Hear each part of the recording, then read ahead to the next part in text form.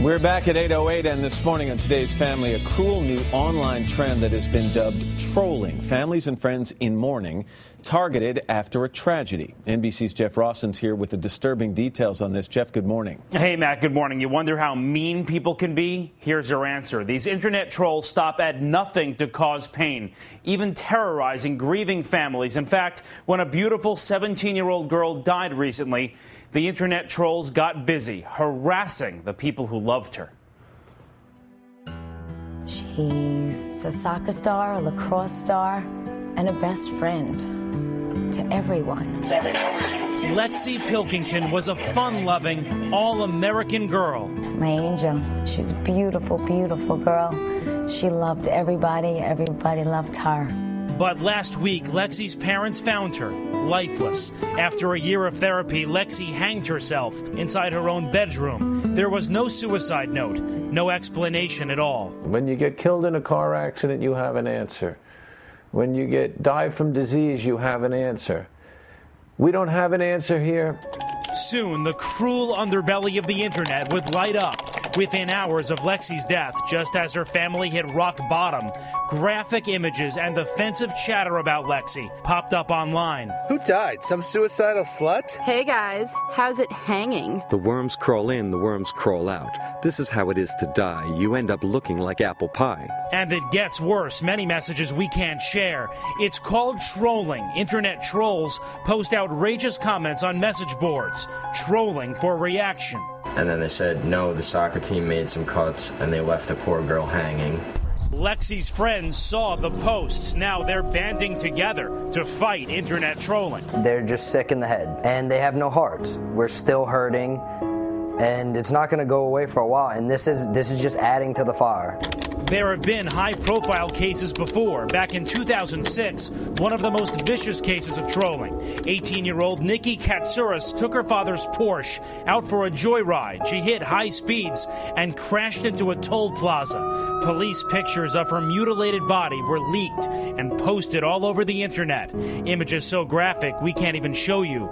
Internet trolls even emailed the photos to her grieving family, just to hurt them. Crazy we stuff. got a lot of messages like, you deserve that. Right. You rich, you know what, you deserve that, and she deserved it. No one is off limits. In fact, the more vulnerable you are, the more of a target you become, dead or alive. Trolling is definitely a dark side of the net, and it's becoming more widespread because with the more forums there are available for people to post these things anonymously, the more brazen people are becoming. Just this week, another tragic case. Prosecutors say teenagers in Massachusetts bullied 15-year-old Phoebe Prince so much she killed herself. Even after her suicide, her bullies wouldn't stop posting nasty messages on her Facebook memorial page. Internet trolls did the same thing on Lexi's page. If we can save one kid, one family, one community from feeling the way we feel, it's one victory. She's a smiling, beautiful child. Look at that. Don't look at the negative. You wonder what kind of people would do this. This morning, police are investigating, but there isn't, Matt, much they can do. The trolls are sometimes overseas using fake names, so it's tough to even find them. All right, Jeff Rosson. Jeff, thank you very much. Parry Aftab is an internet safety expert and the executive director of WiredSafety.org. Parry, good morning to you. Good morning, Matt. Reprehensible, repulsive, fill in the blank with your own adjective here, but it's not illegal, is it? Well, it may be illegal, but what we're seeing here isn't. These people are just trying to provoke a reaction, and they're trying to harass people, but not across the legal line. Jeff said that this has been going on for at least for a few years. Is it, though, increasing in frequency because of the explosion in social networking? Yeah, absolutely. It's been going on since the web was launched, but it is increasing because you have the real quick reaction times. You might be on a cell phone and you can post something nasty on Facebook. You're there, you're bored, it's in the middle of the night, so you're going to do something that's going to get you some attention. I want to make sure I understand this. In the case of Lexi Pilkington, the young lady who committed suicide, are these comments being posted, in your opinion, by people who actually knew her? Or are there people elsewhere in the country and around the world who simply peruse the headlines and then make some connection with a tragic story? Probably both. Cyberbullying is when you know somebody, and then you'll see some personal facts about her, not just comments about it's good that you died and you're a slut. So something that's personal to her. If it's just a horrible comment about good they died, one less person to worry about, you're too rich anyway, that is trolling or mobbing, and we're seeing a lot of situations where people are doing it just because they can. Law enforcement officials around the country are cracking down on cyberbullying. We've seen that just recently.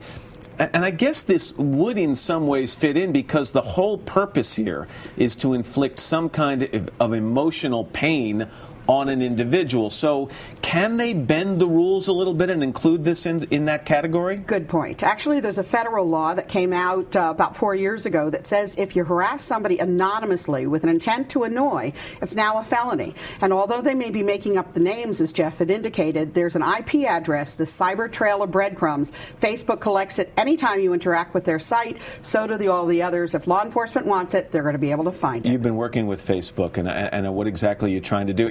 I don't know that you're going to be able to prevent this except by threatening things like you just talked about. Well, you've got to educate people. You need to let parents know that if, God forbid, somebody dies in their family, somebody needs to lock down their Facebook page and turn it into a memorial page. You've got to Google your kids' facts so you always know where they are while they're alive, hopefully always. You need to make sure that you've got a kid around who can monitor these kinds of pages.